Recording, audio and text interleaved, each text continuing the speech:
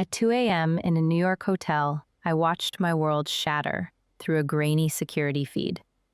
My husband didn't just leave, he cut the power to our home, leaving our daughter terrified in the dark. All so he could spend her college fund on a luxury cruise with his mistress and his enabling parents. They thought they left me with nothing, but they forgot one thing. I own the very ground they're standing on. Let me tell you how it all began. The city of Manhattan looked like a field of fallen stars from my 45th floor suite at the Ritz. But for the first time in my career, the view felt suffocating.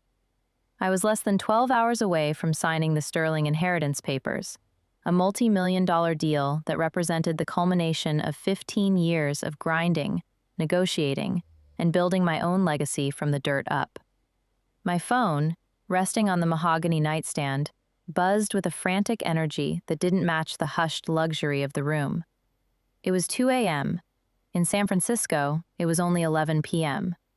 When I saw Maya's face flash on the screen, my professional armor didn't just crack, it vanished. "Mommy?" The house went dark. All of it. Her voice was a tiny, fragile thread, trembling with the kind of primal fear only an 8-year-old in a pitch-black house can feel. The iPad died, and Daddy isn't here.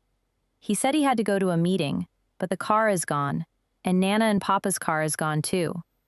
I'm scared, Mommy. It's so quiet. My heart did a slow, sickening roll in my chest.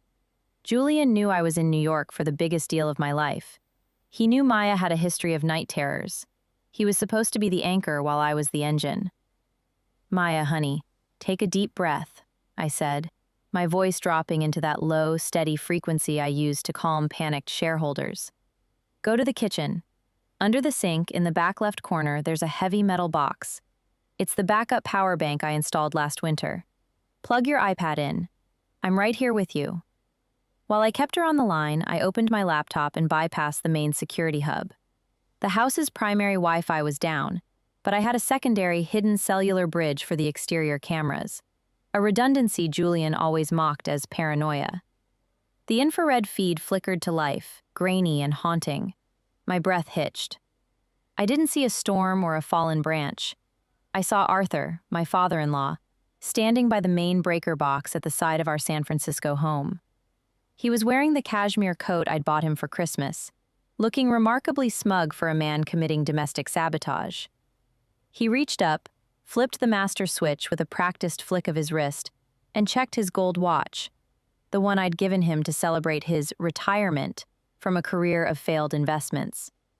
He smirked directly toward the hidden lens as if he knew I was watching, then signaled toward the driveway. A second later, Julian's Tesla pulled out of the garage. He didn't even tap the brakes as he passed the darkened windows of his daughter's bedroom. He didn't look back at the home I had paid for, the life I had built, or the child he was leaving in the shadows. He was chasing a ghost, or perhaps he was finally running toward the treacherous reality his mother, Eleanor, had been whispering in his ear for years. I sat there in the silence of my New York hotel room, the scotch on the table suddenly smelling like ash. I didn't cry. In my world, tears were a luxury I couldn't afford, and right now, I needed every ounce of my capital. I began what I do best, a forensic audit of my own life. While Maya's breathing leveled out on the speakerphone as she found the backup power, my fingers flew across the keyboard. I bypassed the joint accounts, the ones Julian used to play the role of the successful tech-adjacent husband, and dove into the subledgers. The first hit felt like a physical strike to my solar plexus. $40,000. Withdrawn yesterday morning from Maya's Class of 2038 college trust. Julian had always complained that I was too rigid with our finances, that I didn't understand the flow of abundance. Apparently, his idea of abundance was stealing from our daughter's future to fund a getaway. The transaction trail wasn't even clever. Julian always lacked the intellect for true deception. It was a deposit for a Royal Caribbean icon of the sea's VIP Royal Loft Suite. My jaw tightened so hard it ached. But it wasn't just him. The manifest, pulled through a back-channel contact at the travel agency, listed 4 names: Julian Vance, Eleanor Vance, Arthur Vance, and Chloe Miller. Chloe. The 24-year-old social media strategist Julian had insisted on hiring for his struggling startup. The girl Eleanor had called a breath of fresh air compared to my stifling professional coldness. They weren't just taking a vacation. They were staging a coup. They thought they had timed it perfectly. Wait until I was 3,000 miles away, cut the kid's connection so she couldn't call for help, and vanish onto a floating fortress where I couldn't reach them. They underestimated the woman who built the ground they were standing on. They saw a workaholic wife who was too busy with spreadsheets to notice their whispers. But they forgot that spreadsheets are just maps of human greed. I called Sarah, my sister in Oakland, and told her to get to the house immediately. Then I closed the Sterling inheritance file. That deal could wait. I had a much more pressing liquidation to attend to. I picked up the phone and dialed Marcus, my lead investigator. "Fuel the firm's private chopper at Teterboro," I said, my voice as cold and sharp as a scalpel. "And get me a direct line to the port of Miami. Julian thinks he's sailing into the sunset, but he's about to find out exactly what happens when you try to sink the person who owns the boat." If you've ever felt the sting of betrayal from the people you trusted most, hit like and let me know in the comments. Where are you listening from today? Your support keeps me going. As I sat in the cabin of the helicopter, the rhythmic thump of the blades felt like a heartbeat, heavy, steady, and relentless. It was a sound that usually signaled progress, but tonight, it only echoed the hollow ache in my chest. To understand how I could be so cold now, you have to understand how much warmth I once poured into the foundation of a house that turned out to be built on sand. 15 years ago, Julian and I didn't have a view of the bay. We had a view of a brick wall in a cramped Oakland studio where the radiator hissed like an angry cat and the scent of cheap takeout was permanent. I remember those days with a strange kind of fondness, not because they were easy, but because I believed in the promise of the climb. I was working double shifts at a junior accounting firm, my fingers stained with ink and my eyes stinging from late-night spreadsheets, while Julian sat by the window with a sketchbook, talking about the soul of the city and the burden of corporate life. Back then, I found his sensitivity charming. I thought I was the engine and he was the art, a partnership where my pragmatism protected his dreams. I lived on lukewarm coffee and generic brand cereal, clipping coupons like they were tickets to freedom, while he spent our meager savings on authentic, artisanal brushes he rarely used. I'd come home with aching feet and a back that felt like it was made of glass, and he'd greet me with a glass of cheap wine and a lecture on how I was losing my essence to the pursuit of capital. He never saw the irony that my capital was the only thing keeping the lights on and the rent paid. I was building our American dream brick by brick, sacrifice by sacrifice, while he was merely a spectator in his own life, waiting for a success he felt entitled to, but was too fragile to earn. The first major crack didn't appear in our bank account. It appeared in his pride the day I got my first six-figure bonus. We were finally able to move across the bridge, to a place with actual sunlight, but instead of celebrating, Julian grew quiet. He started spending more time at his parents' house, seeking refuge in Eleanor's suffocating approval. I remember one Sunday brunch, my hands still cramped from a 60-hour work week, when Eleanor looked at my new professional suit and sighed with a theatrical kind of pity. "It's such a shame, Elena," she'd said, her voice dripping with artificial sweetness, "that you've become so hardened. A man like Julian needs a soft place to land, a woman who understands that life isn't just a series of transactions." Julian didn't defend me. He just looked at his plate, nodding as if my hard work was an assault on his masculinity, rather than the lifeblood of our family. I ignored it. I told myself that Eleanor was just from a different era, and that Julian was just going through a phase. I doubled down, working harder to provide a life of luxury for Maya, thinking that if I could just build a high enough wall of financial security, the whispers of my mother-in-law wouldn't be able to reach us. I didn't realize then that the call was coming from inside the house. I was the one paying for the organic groceries, the private tutors, and the very cashmere Eleanor wore while she plotted my downfall. I was the one saving for a future that they were already treating like a buffet. Looking back from this helicopter, those memories don't feel warm anymore. They feel like evidence of a crime. I wasn't just a wife. I was a benefactor for a family of parasites who mistook my silence for blindness and my strength for an invitation to take everything. The drone of the helicopter engine became a backdrop to the vivid, stinging memories of the last 2 years. The years Eleanor Vance truly began her masterclass in domestic sabotage. Eleanor was a woman who treated social standing like a religion and passive aggression like a fine art. She lived in a high-rise condo I paid for, sipped vintage Chardonnay I purchased, and yet she looked at me as if I were a smudge of dirt on her pristine family legacy. I remember a Thanksgiving dinner last year where the air was thick with the scent of roasted turkey and unspoken resentment. Eleanor had watched me take a brief work call in the hallway, and upon my return, leaned in with that predatory concern she wore so well. "You know, Elena," she whispered loud enough for Julian to hear, "a man's home should be his sanctuary, not an extension of his wife's boardroom. Poor Julian looks so neglected. He needs someone who values his spirit, someone who isn't always counting every penny as if it were a drop of blood." Julian had looked up then, his eyes reflecting the poison his mother was feeding him. He didn't see the woman who had just spent 10 hours negotiating a deal to ensure he never had to worry about a mortgage again. He saw the stifling accountant Eleanor wanted him to see. That was when Chloe Miller started appearing at our family events. Eleanor had introduced her as a consultant for Julian's fledgling tech project. But I saw the way Eleanor looked at her, like a sculptor looking at a fresh piece of clay. Chloe was young, wide-eyed, and spoke in the hushed, breathy tones of a woman who had never had to balance a ledger in her life. She was exactly what Eleanor wanted. A daughter-in-law she could mold, a woman who would be grateful for the Vance name, even if the Vance bank account was currently being subsidized by an outsider like me. The manipulation was surgical. Eleanor would praise Chloe's feminine grace and traditional values right in front of me, making sure to contrast it with my hard-edged ambition. She convinced Julian that my strength was actually a form of emasculation. "A real man leads, Julian," she'd tell him over those long lunches I was too busy to attend. "But how can you lead when your wife holds all the keys?" It was a classic play, turning his insecurity into a weapon against the very person keeping him afloat.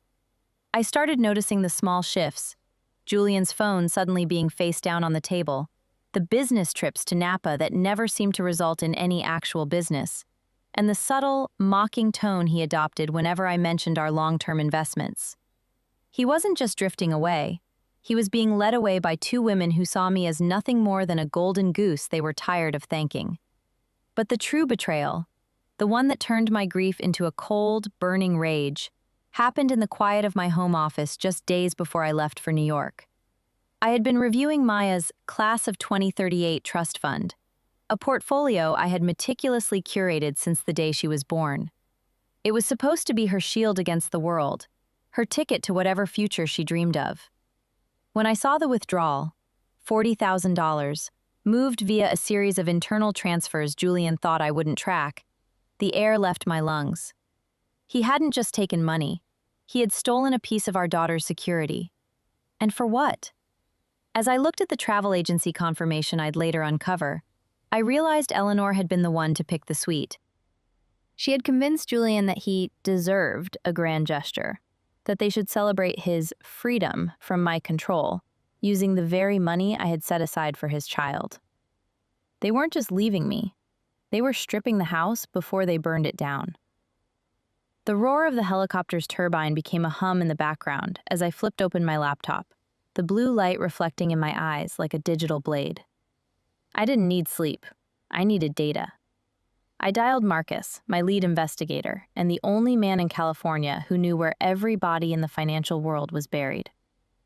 "Elena," Marcus's voice crackled through my noise-canceling headset, devoid of pity, just the way I liked it. "I've pulled the subledgers from your domestic server. You were right. Julian wasn't just messy, he was desperate." "Give it to me straight, Marcus," I said, my fingers flying across the trackpad, pulling up a series of shell companies I didn't recognize. "I'm looking at 3 wire transfers to something called Azure Coast Holdings. That's not a tech startup. It's a ghost, Elena, Marcus replied. A Delaware LLC with a mailing address in a strip mall. But here's the kicker. The authorized signer on the account isn't Julian. It's Chloe Miller. I felt a cold smile touch my lips. Julian was so blinded by his artistic soul that he thought he was being clever, hiding money in his mistress's name. He forgot that in the state of California, if you use marital assets to fund a third party, you aren't just a cheater, you're a thief in the eyes of the court. But as I dug deeper, the rot went even further. I tracked a series of consulting fees Julian had paid out of his struggling firm, fees that went directly into a private account used to settle high-stakes markers at a casino in Lake Tahoe. Arthur, I whispered to the empty cabin. My father-in-law hadn't just retired. He had gambled away his pension and was now using my husband as a pipeline to my bank account. And Chloe? She wasn't just the breath of fresh air Eleanor had praised. She was the mule. She was the one signing the checks, laundering my hard-earned money to keep Arthur from having his knees broken by offshore bookies. Julian really is his mother's son, I muttered, my voice dripping with icy sarcasm. He didn't just find a mistress. He found a business partner for his family's bankruptcy. I pulled up the remote logs for my home safe, the one hidden behind the false back of the library built-ins. My heart stopped. The biometric entry had been bypassed 3 days ago using Julian's backup code. I accessed the internal camera I'd hidden inside the safe itself, a redundancy I'd never told anyone about. The footage was clear. Julian hadn't just taken the cash. He'd reached into the velvet-lined box at the back and pulled out a shimmering strand of light. It was my mother's Victorian diamond necklace. It was the only thing I had left of her, a piece of history that had survived the Great Depression and 2 world wars, only to be snatched by a man who couldn't even manage a basic Roth IRA. He didn't just steal my money, he stole my heritage. I watched the recording as he handed it to Eleanor, who was standing just outside the frame. She took it with a look of predatory triumph, holding it up to the light as if she finally possessed the class she had spent a lifetime trying to fake. They think they're on a cruise, I said to Marcus, my voice dropping to a dangerous low frequency. But they're actually on a sinking ship. They just haven't heard the alarm yet. What's the move, Elena? Marcus asked. We have enough for a criminal referral on the embezzlement alone. No, I replied, looking out the window at the dark Atlantic below, the lights of the Florida coast beginning to twinkle in the distance. A criminal referral is too quick. I want them to feel the walls closing in. I want them to enjoy their champagne tonight, because tomorrow, I'm going to make sure the only thing they have left to drink is the salt water from their own tears. I closed the laptop with a definitive click. My mind was no longer a whirlwind of betrayal. It was a calibrated machine. I was the auditor now, and the Vance family was about to face the ultimate reckoning. I had the receipts, I had the motive, and most importantly, I had the deed to every single scrap of comfort they called their own. I pulled up Chloe's social media, her digital portfolio, as Julian had so pretentiously called it when he convinced me to put her on the payroll. As the private jet leveled out at 30,000 feet, the cabin was silent except for the soft hum of the servers I was currently dismantling.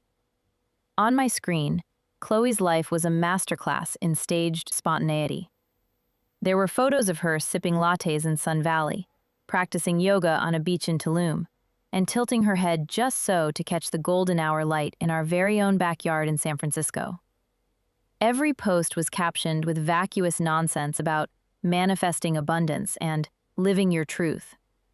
It was a nauseating display of aesthetic over substance, the kind of fluff that my generation spent 30 years working to provide for our children, only to see it weaponized by girls who thought a ring light was a career.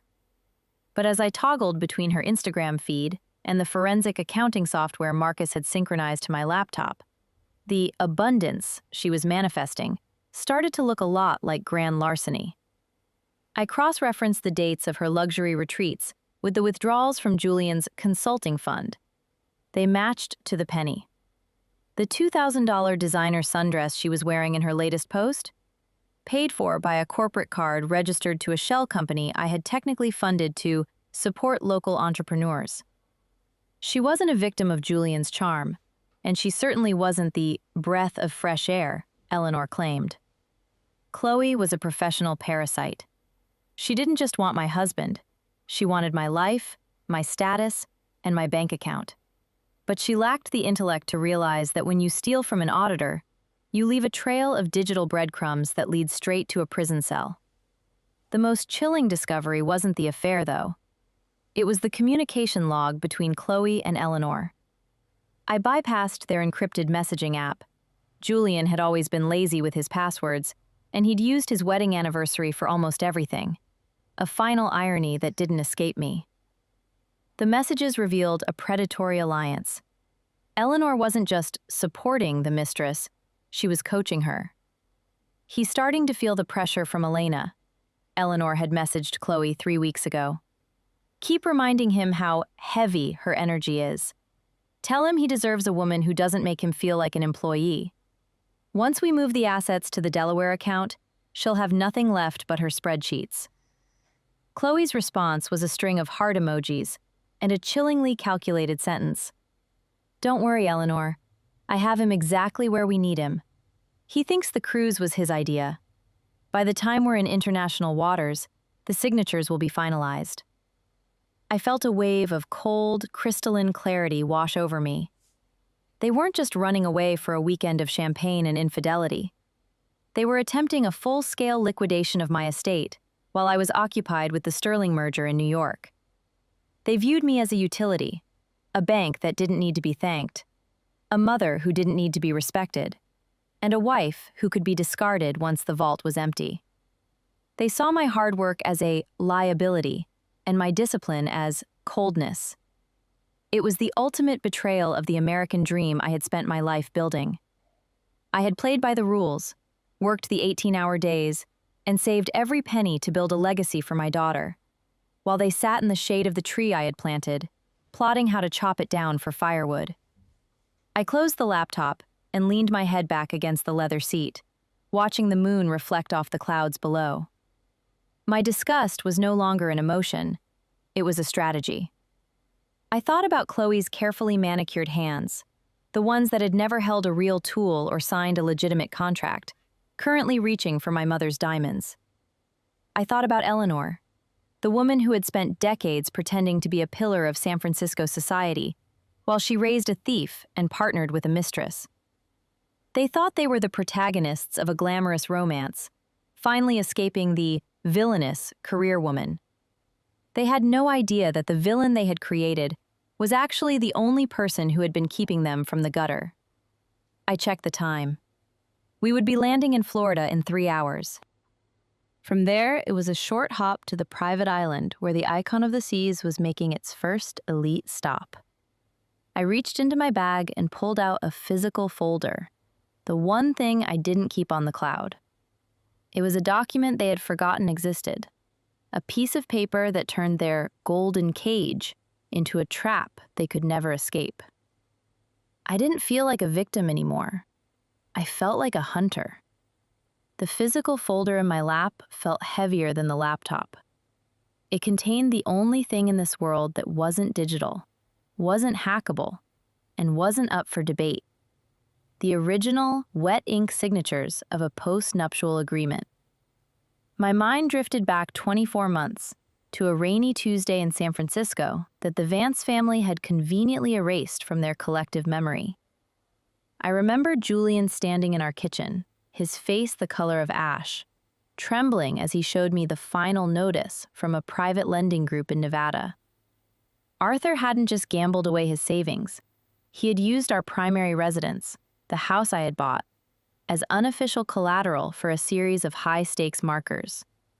He had forged my signature on a secondary lien, a desperate act of a man who had never learned the value of a dollar he didn't inherit or steal. Julian had been a wreck that night, sobbing about his father's honor and the shame that would destroy Eleanor. He didn't come to me as a partner. He came to me as a supplicant, begging for the $1.2 million needed to make the debt vanish and keep Arthur out of a jail cell. I remember looking at him and feeling a sudden, chilling clarity. I realized then that I wasn't married to a man. I was married to a liability. "I'll pay it, Julian," I had said, my voice as steady as his was shaky. "But I will not subsidize your family's destruction of our daughter's future twice. You will sign a post-nuptial agreement. Every piece of real estate, every investment account, and every asset currently in your name or our joint name will be transferred to a holding company under my sole control. We will call it protection from Arthur's creditors. But let's be honest, it's protection from you." He had signed it without even calling a lawyer. He was too scared of the men in Nevada to worry about a silly piece of paper from his wife. He had signed the quitclaim deeds for the San Francisco mansion, the Lake Tahoe retreat, and the luxury condo Eleanor was currently occupying. He had handed over the keys to his kingdom to save his father's skin, and then, with the short-term memory of the truly entitled, he had spent the next 2 years convincing himself that he still owned the world. He had let Eleanor convince him that the postnup was just a formality, and that as the man of the house, his authority was inherent, regardless of what some legal filing said. They had lived in luxury on my dime, used my credit lines to fund their projects, and treated me like a glorified ATM, all while forgetting that I held the title to the very air they breathed. I looked down at the signature on the final page, Julian's grand, loopy handwriting, so full of unearned confidence even in his moment of desperation. He thought that because he was a Vance, the rules of gravity didn't apply to him. He thought that by cheating on me with a girl like Chloe, and listening to the poisonous whispers of his mother, he could somehow negate the reality of a legally binding contract. He didn't realize that in my world, love is a sentiment, but ownership is a fact. Eleanor had told him I was cold for demanding that agreement, calling it an insult to the sanctity of marriage. She didn't call it an insult when I wrote the check that kept her husband from being hauled away in handcuffs. She took the money, kept her status, and immediately began plotting how to help her son bypass the very agreement that saved them. As the jet began its descent toward Teterboro for a quick refueling before the final leg to Florida, I felt a sense of grim satisfaction. Julian had spent the last 48 hours telling Chloe that they were going to start a new life with the money he'd siphoned off. He had no idea that the moment he stepped off that duffel bag-laden flight to Florida, he was technically a guest in my life, not a participant. I had already filed the notice of default and the activation of transfer with my legal team in San Francisco the moment I saw Arthur flip that breaker switch on the security camera. By the time I reached that yacht, Julian wouldn't just be an adulterer. He would be a man without a single asset to his name. I tucked the folder back into my bag. This wasn't about revenge, though the Vance family would certainly call it that. This was about a forensic restoration of justice. They wanted a woman who was soft and submissive, a woman who would let them bleed her dry in the name of family loyalty. Instead, they got an auditor. And as any professional knows, when the books don't balance, the only solution is a complete liquidation. I looked out the window as the lights of the coast grew closer. They were waiting for their ship to come in, but they had no idea I was the one who had already recalled the harbor. The thump of the helicopter blades echoed against the limestone cliffs of the private island like a rhythmic war drum. As we descended toward the helipad, the icon of the seas loomed in the distance, a floating palace of glass and steel, glowing against the turquoise Caribbean waters. But my focus wasn't on the ship. It was on the exclusive Platinum Beach Club below, where a sea of white linen and flowing silk moved to the beat of a tropical house track. This was the urgent meeting Julian had told Maya about. This was the work Arthur had to assist with. I adjusted my sunglasses, feeling the cold weight of the legal folder in my hand, and stepped off the chopper the moment the skids touched the ground. The salt air was thick and humid, but I felt like a glacier moving through a summer breeze. I didn't look like a woman who had spent the night in a frantic cross-country audit. I looked like the woman who owned the company that insured the very helicopter I'd just stepped out of. I was wearing a tailored charcoal power suit, my hair pulled back into a sharp, unforgiving bun. I didn't want to blend in. I wanted to be the anomaly, the shadow that falls across a perfect, unearned afternoon. As I walked toward the beach club, the security guards hesitated, their eyes darting to the clipboard in my hand and the sheer authority in my stride. I didn't ask for permission. I didn't explain myself. I simply walked through the VIP entrance as if I had designed the place, which, through 3 layers of holding companies, I technically had. The scene at the bar was a cliché of unearned luxury. There was Julian, leaning against the mahogany counter with a glass of vintage Krug in his hand, laughing at something Chloe was whispering in his ear. Chloe was draped in a sheer, floor-length sarong that probably cost more than a month of Maya's school tuition, her effortless beauty subsidized by my blood, sweat, and tears. Arthur was nearby, cigar in hand, holding court with a group of tourists as if he were the patriarch of a dynasty rather than a man who had forged his daughter-in-law's name to pay off a gambling debt. And then there was Eleanor. She sat at the center of it all in a high-backed rattan chair, her posture regal, her smile a mask of supreme satisfaction. She looked like a woman who had finally won the war she'd been waging since the day I entered her family. I felt the eyes of the guests turn toward me. The music seemed to dip, the laughter dying out in ripples as the cold career woman they had all been gossiping about materialized in the flesh. I didn't stop until I was 10 feet away from their table. Julian was the first to see me. His glass slipped slightly in his hand, the pale gold champagne sloshing over the rim. "Elena?" he stammered, his voice cracking like a boy caught with his hand in the jar. What are you doing here? You're supposed to be in New York." "The Sterling deal." "The Sterling deal is none of your concern, Julian," I said, my voice carrying over the sound of the waves, clear and sharp as a bell. "I finished my work early. I decided to come and check on my investments." I turned my gaze toward Eleanor, and that's when I saw it. The sun caught the facets of the stones, sending a blinding white flash across my vision. There, resting against Eleanor's wrinkled, sun-damaged neck, was the Victorian diamond necklace. My mother's necklace. The one Julian had sworn was safely locked in the San Francisco vault. Eleanor didn't flinch. She reached up, her fingers stroking the center stone with a deliberate, agonizing slowness. She gave me a smile that was pure, distilled malice. "Elena, dear," Eleanor said, her voice like honey poured over shards of glass. "You really should learn to relax. You look so tense. Julian was just telling us how much better the air feels down here, away from the stifling atmosphere of San Francisco. And don't worry about the necklace. Julian thought I should wear it for the gala tonight.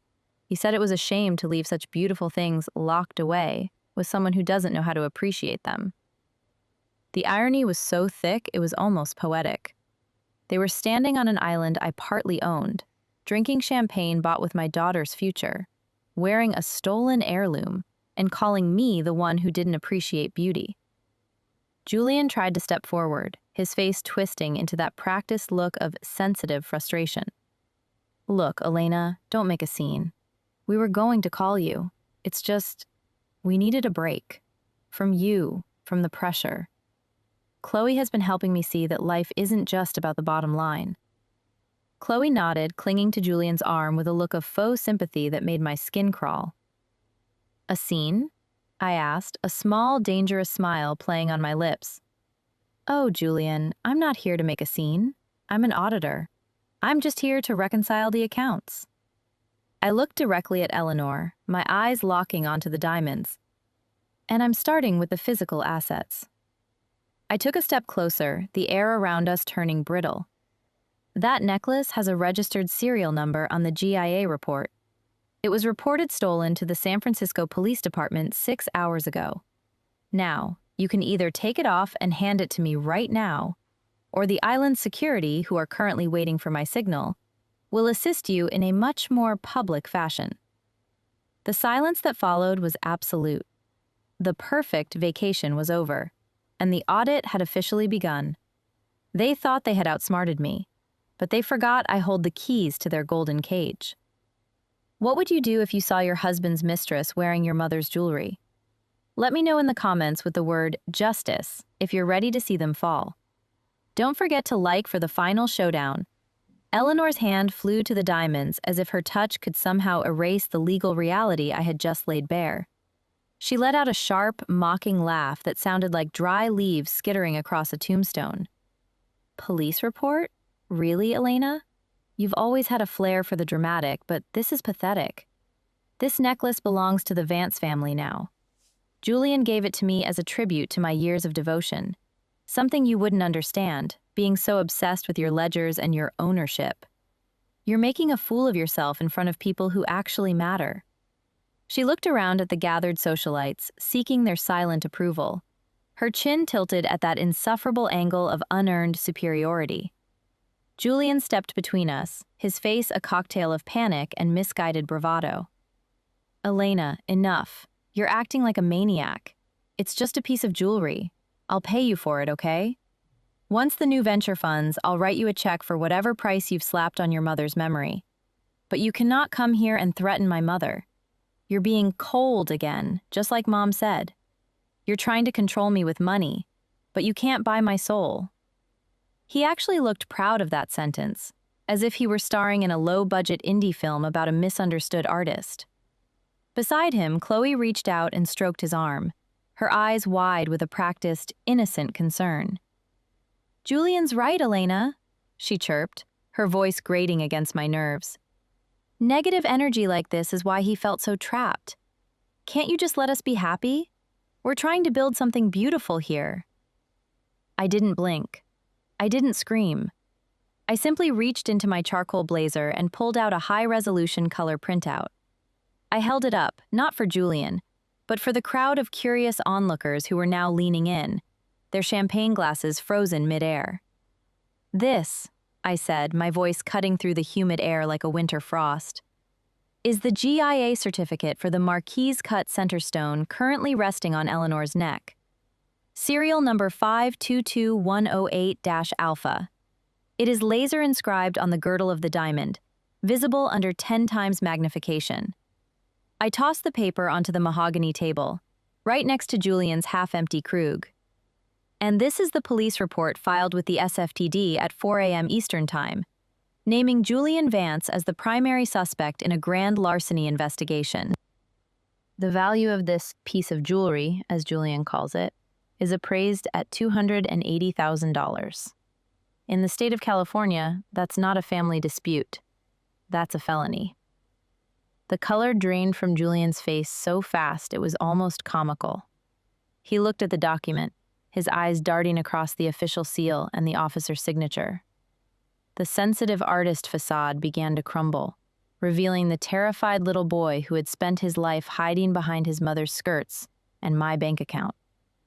Eleanor's smirk didn't disappear, but it froze, turning into a grotesque mask of stagnant rage.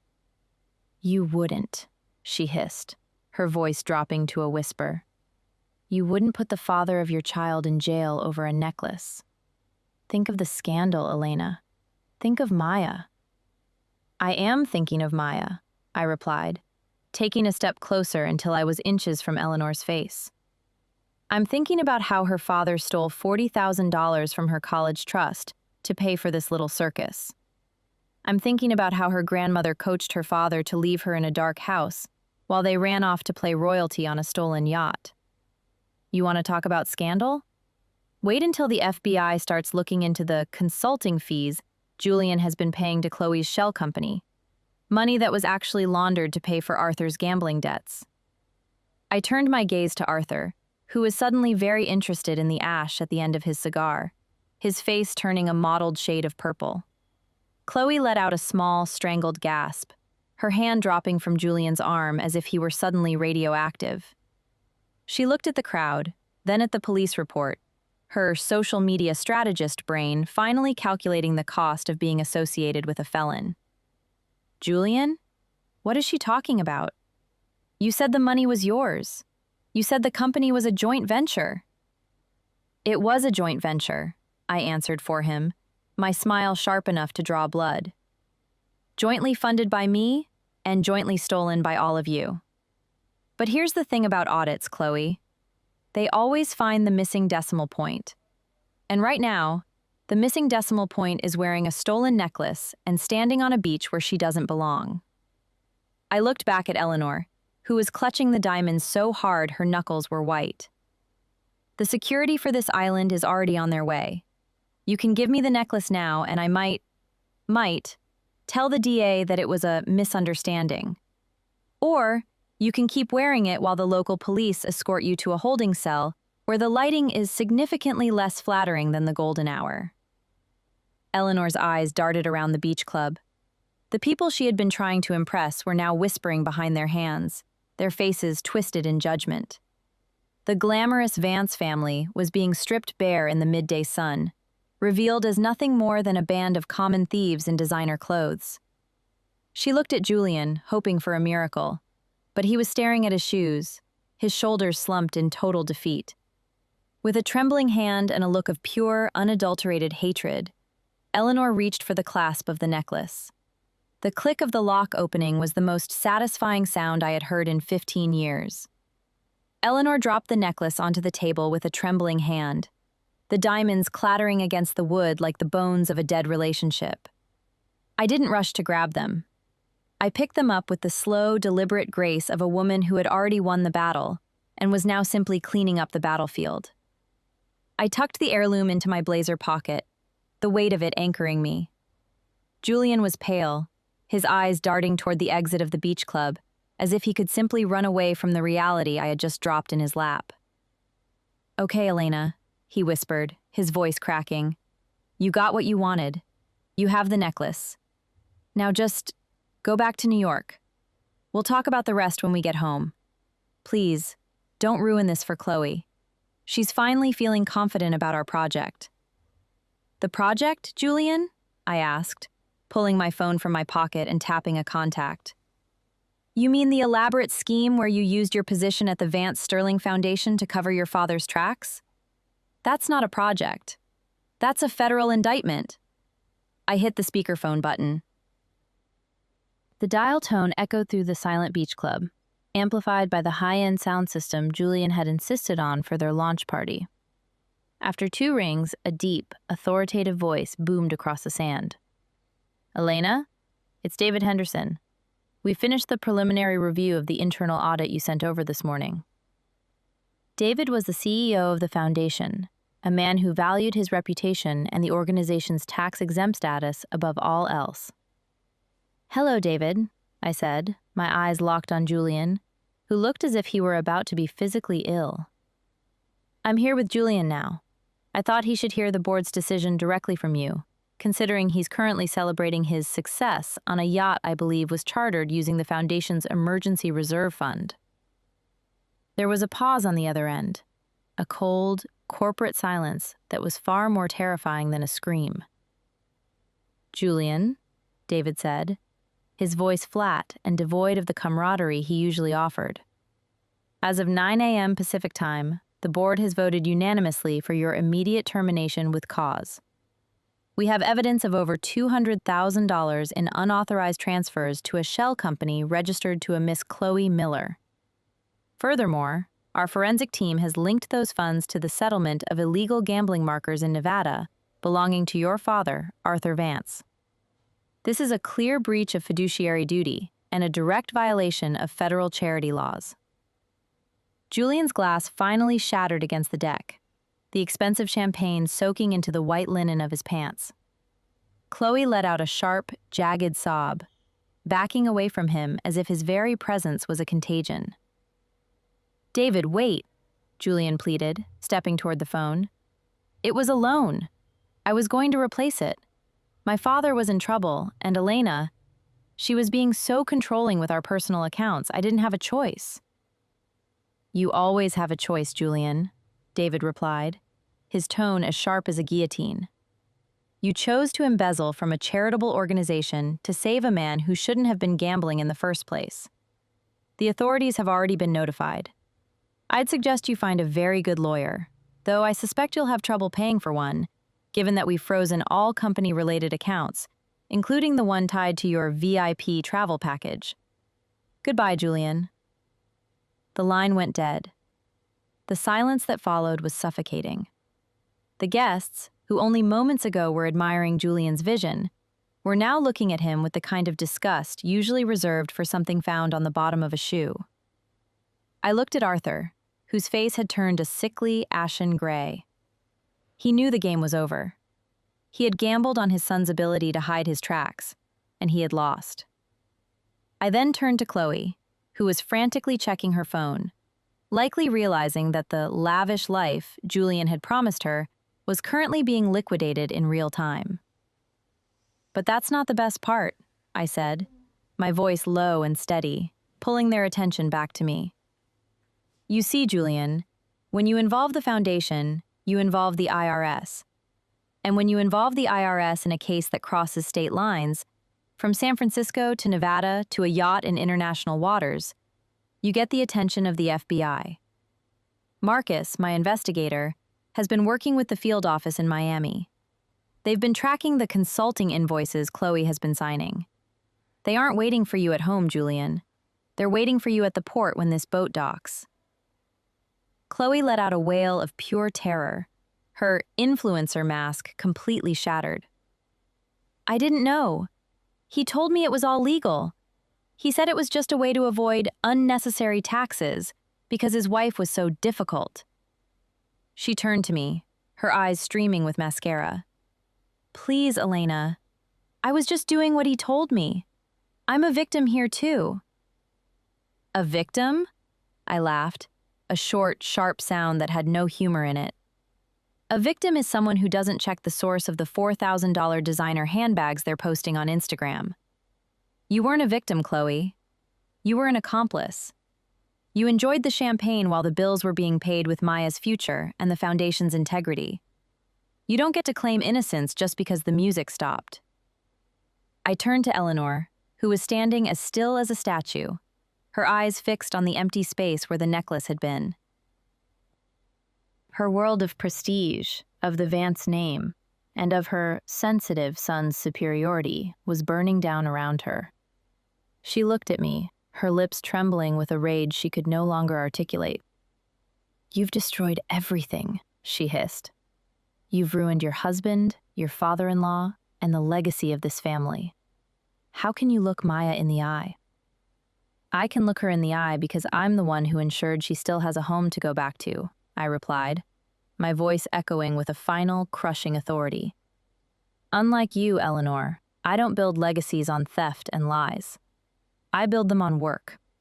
And right now, my work involves making sure that the people who tried to break my daughter's spirit never have the chance to touch her life again. Julian looked around the beach club, his eyes wild and unfocused, searching for a dignified exit that no longer existed. He wiped the champagne from his trousers, a pathetic gesture for a man whose entire world was currently being incinerated. Okay, Elena, he muttered, his voice trembling with a mixture of fear and a lingering, delusional sense of entitlement. You've made your point.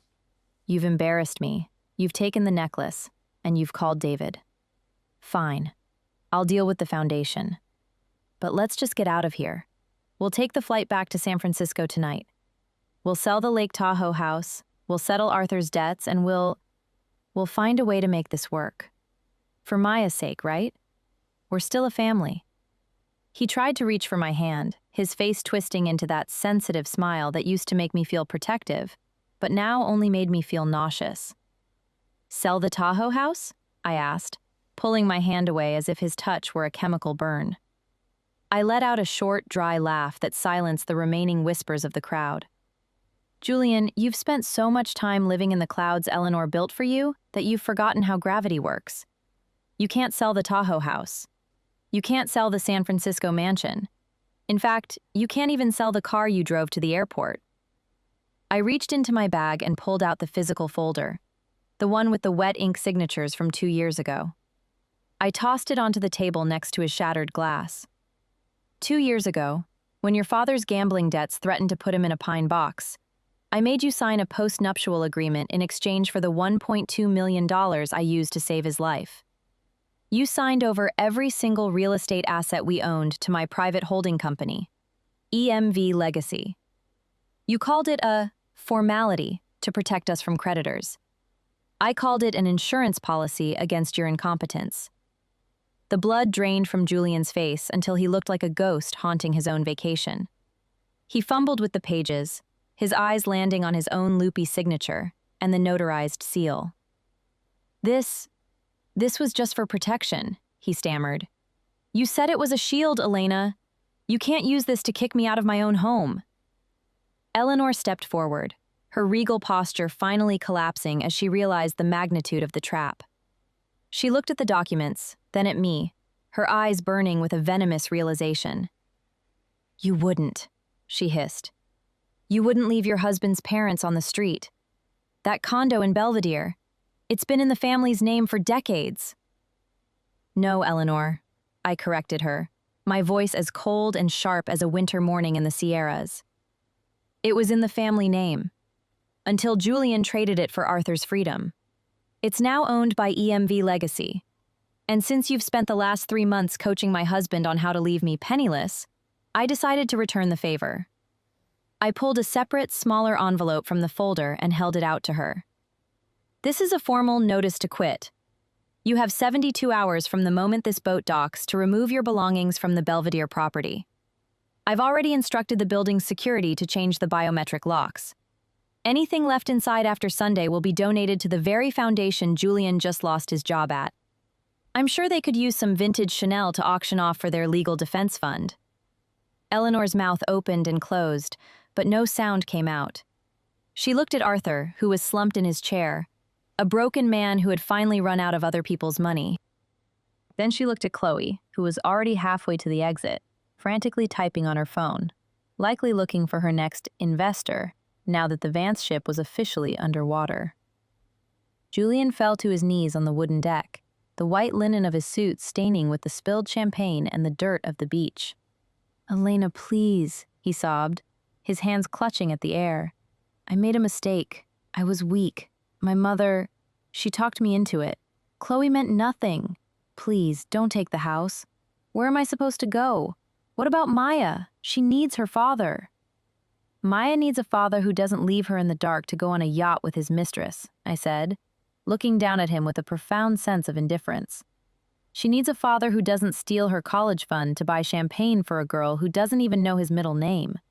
You want a home, Julian? Go find one. Build it yourself, like I did.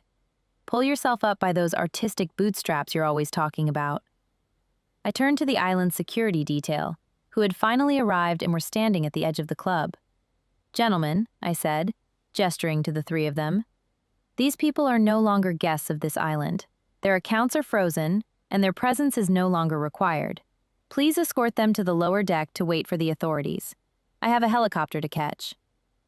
As they were led away, Julian wailing, Eleanor silent and rigid, and Arthur looking like a shell of a man, I didn't feel a surge of vengeful joy. I felt a deep, quiet sense of restoration. I reached into my pocket and felt the cool diamonds of my mother's necklace, the weight of my heritage finally safe.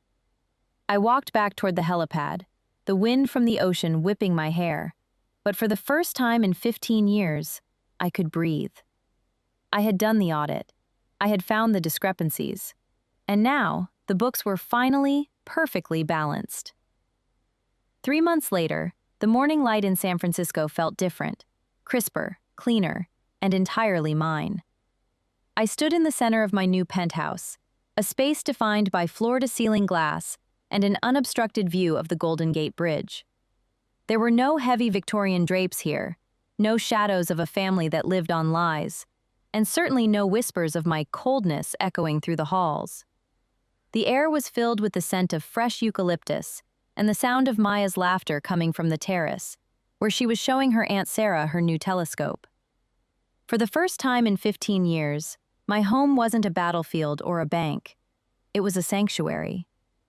I walked over to the Marble Island, picking up the morning paper and a tablet displaying the final legal briefs from the Vance versus State of California proceedings. The aftermath had been as clinical and absolute as one of my audits.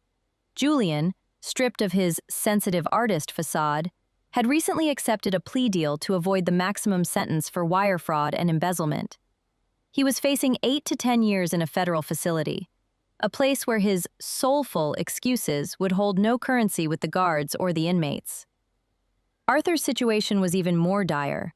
Without my protection or Julian's siphoned funds, his creditors had descended like vultures.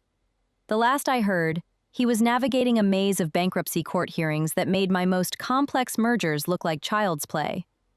They had tried to gamble with my daughter's future, but in the end, the house always wins. And in this case, I was the house. The most poetic justice, however, was reserved for Eleanor. A few weeks ago, Marcus had sent me a photo taken from a distance near the Belvedere Pier. It showed Eleanor and Arthur standing on the sidewalk, surrounded by a mountain of designer luggage, monogrammed trunks and leather suitcases that were worth more than the car they no longer owned. They were dressed in their finest silks, looking every bit the aristocrats they pretended to be, but they were standing next to a curb because the luxury building staff wouldn't even let them wait in the lobby. They had their status symbols, but they didn't have a single cent to pay for a hotel or a taxi to take them anywhere. Eleanor's face in the photo was a mask of shattered pride, her Vance name finally carrying the weight of a lead anchor. She had spent a lifetime looking down on the woman who worked for her living, only to find herself a pauper in a Chanel suit, discarded by the very society she had tried to impress with my money. As for Chloe, her manifestation had finally led her to a reality she couldn't filter. Without Julian's funding, her shell companies collapsed overnight, and the FBI's interest in her role as a money mule had turned her influencer lifestyle into a cautionary tale. Her social media accounts had gone dark, replaced by a legal notice from the court. She had wanted to live a life she hadn't earned, and now she was learning the hard way that when the stage lights go out, all that's left is the empty theater. I felt no pity for any of them. I felt only the deep, quiet satisfaction of a job well done. I had cleared the rot from my life, and while the process had been painful, the resulting structure was stronger than ever. I walked into my home office, a room that smelled of expensive leather and old books, and sat behind a desk carved from a single piece of dark walnut. My mother's diamond necklace sat in a velvet-lined display box on the shelf behind me, catching the morning sun. It was no longer a target for thieves. It was a beacon of resilience. I opened my laptop to find the Sterling merger had finally closed, the largest acquisition of my career, bringing in enough capital to ensure that Maya would never have to rely on anyone's generosity but her own. I looked out at the Pacific Ocean, its vastness reflecting the limitless possibilities of my new chapter. I wasn't just a survivor. I was a woman who had reclaimed her own narrative. To every woman listening who has ever been told she is too much, too strong, or too focused, know this. Your strength is not a defect. It is your greatest asset. They will try to call your competence coldness because they fear the fire that drives you. They will try to use your love as a weakness, but love is only a weakness if it's given to those who don't deserve it. Work hard, stay smart, and never, ever let anyone else hold the pen that writes your story. My name is Elena, and I am the auditor of my own life. The books are balanced, the debts are paid, and for the first time, I am truly free. I finally learned that the best revenge isn't screaming. It's living so well that their names no longer carry weight in your heart. Julian and his family chose greed, and they lost everything. I chose my daughter and my integrity, and I gained the world. What do you think about my story? Share your thoughts in the comments below, and if you found strength in my story, please hit that like button. See you in the next chapter of life.